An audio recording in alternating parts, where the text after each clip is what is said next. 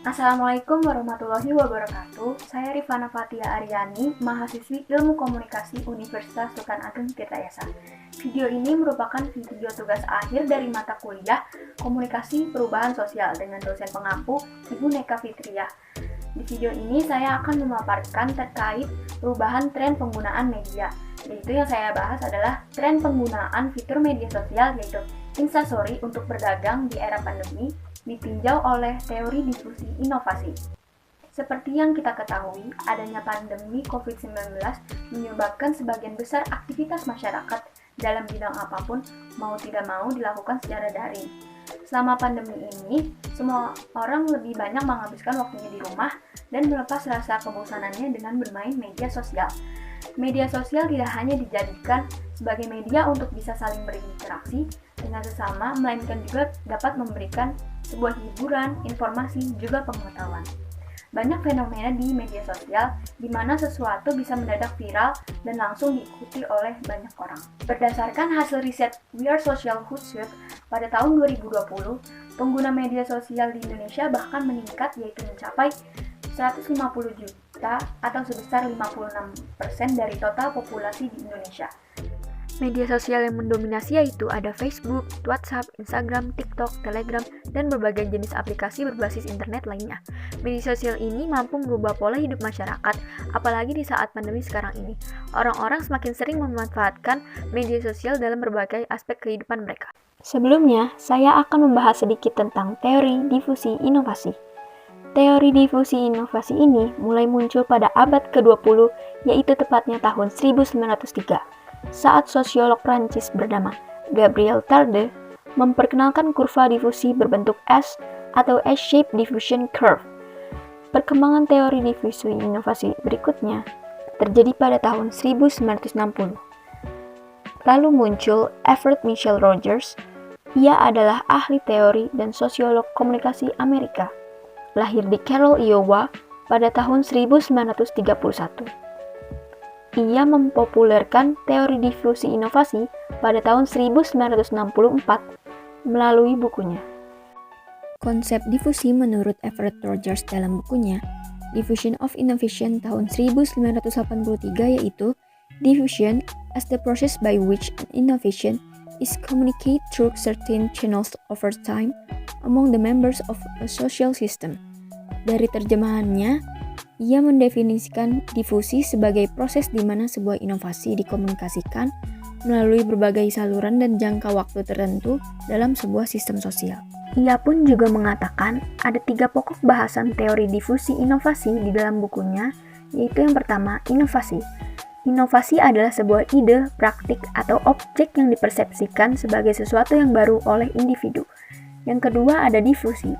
Difusi adalah proses di mana sebuah inovasi dikomunikasikan melalui saluran komunikasi tertentu dalam waktu tertentu kepada anggota suatu sistem sosial. Yang ketiga ada adopsi. Adopsi adalah proses terjadinya individu menggunakan secara penuh sebuah inovasi ke dalam praktek kehidupan sehari-harinya sebagai pilihan terbaik. Dengan demikian terbentuklah elemen difusi, yaitu yang pertama ada inovasi, yang kedua ada saluran komunikasi, yang ketiga ada jangka waktu, dan yang keempat ada sistem sosial. Lalu, elemen yang akan dijelaskan pertama ini ada inovasi. Inovasi merupakan gagasan, tindakan, atau barang yang dianggap baru oleh setiap individu. Kebaruan inovasi ini diukur secara subjektif menurut pandangan masing-masing individu yang menerimanya. Dan jika kita kaitkan dengan fenomena yang sedang dibahas, inovasi yang dibuat adalah sebuah ide mempromosikan dagangan di media sosial melalui Instastory yang kemudian ide ini menjadi sebuah tren. Lalu, elemen kedua yang akan dijelaskan adalah saluran komunikasi. Saluran komunikasi ini adalah alat untuk menyampaikan pesan-pesan inovasi tersebut dari sumber kepada penerimanya. Dan ada 2 jenis saluran komunikasi, yaitu yang pertama melalui media massa, dan yang kedua melalui saluran interpersonal. Jika komunikasinya dimaksudkan untuk memperkenalkan suatu inovasi kepada halayak yang banyak dan tersebar luas, maka saluran komunikasi yang lebih tepat, efektif, dan efisien adalah media massa.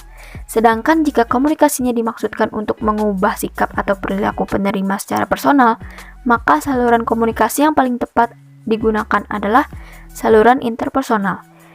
Dan jika kita kaitkan dengan fenomena yang sedang dibahas, saluran komunikasi untuk menyebarkan tren ini adalah melalui media sosial Instagram itu sendiri.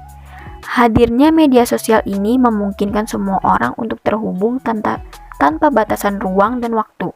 Apalagi di masa pandemi ini, pemerintah dan WHO menerapkan pembatasan pergerakan masyarakat dan work from home atau WFH yang memaksa masyarakat untuk tinggal di rumah, bekerja dari rumah. Pemanfaatan media sosial yang semakin luas, sehingga masyarakat pun juga memanfaatkan media sosial ini untuk melakukan bisnis secara online, di mana kegiatan bisnis ini bersifat mobile yang dapat diakses kapan saja dan dari mana saja. Melalui Instagram juga kita menemui istilah selebgram, yaitu seperti Rachel Fenya, Fadil Jaidi, Keanu, dan sebagainya. Dan selebgram ini biasanya sering dijadikan media untuk menjembatani antara si pelaku usaha dengan para konsumen dengan cara mengendorse mereka. Saluran ini juga bisa jadi termasuk saluran interpersonal karena melalui selebgram yang banyak memiliki pengikut, diharapkan kegiatan promosi yang dilakukan ini tersebar luas dan juga menarik orang untuk membeli produknya. Selanjutnya, elemen yang ketiga ada jangka waktu. Jangka waktu yaitu seberapa lamanya proses keputusan inovasi dari mulai seseorang mengetahui sampai memutuskan untuk menerima atau menolaknya. Dengan perkembangan internet, sejalan juga dengan berkembangnya berbagai jenis media sosial. Data pengguna media sosial di Indonesia ternyata berjumlah hampir 160 juta, lalu Instagram mencapai angka 79% media sosial yang paling banyak diakses menurut Hootsuite We Are Social Indonesian Digital Report tahun 2020. Melihat animo masyarakat terhadap penggunaan media sosial tersebut sangat tinggi, menjadikan ide mempromosikan dagangan di media sosial melalui Instastory di setiap harinya tidak memerlukan waktu yang lama untuk menjadikan ini sebuah tren yang berkembang di masyarakat, apalagi di kala pandemi ini. Tidak hanya UMKM dan para pelaku bisnis lainnya, para ibu rumah tangga pun juga memanfaatkan ini karena kondisi ini menimbulkan perekonomian mereka secara umum terguncang dan mengakibatkan menurunnya pendapatan banyak keluarga. Dan elemen yang terakhir ada sistem sosial. Sistem sosial merupakan suatu kumpulan unit yang berbeda secara fungsional dan terikat dalam kerjasama untuk memecahkan masalah tertentu dalam rangka mencapai tujuan bersama. Anggota sistem sosial dalam fenomena yang sedang dibahas ini sangatlah banyak, yaitu para UMKM, ibu rumah tangga, dan pelaku bisnis lainnya di Indonesia.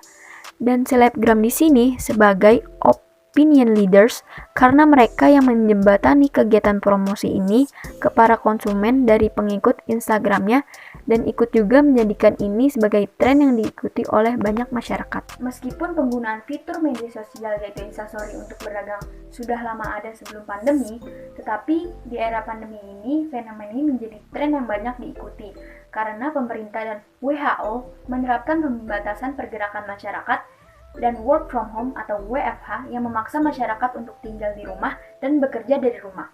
Dengan pemanfaatan media sosial yang semakin luas, sehingga masyarakat pun memanfaatkan media sosial, salah satunya Instagram ini, untuk melakukan bisnis secara online. Dan kegiatan mempromosikan dagangan melalui Instastory ini mampu merubah pola hidup masyarakat dan bahkan orang-orang semakin sering memanfaatkan media sosial ini dalam berbagai aspek kehidupan mereka. Dan sekarang adanya tren mempromosikan dagangan melalui Instastory ini juga menjadi salah satu strategi promosi utama setiap pelaku usaha, dengan ataupun tidaknya dijembatani oleh para selebgram. Sekian dari saya, semoga videonya bermanfaat. Terima kasih.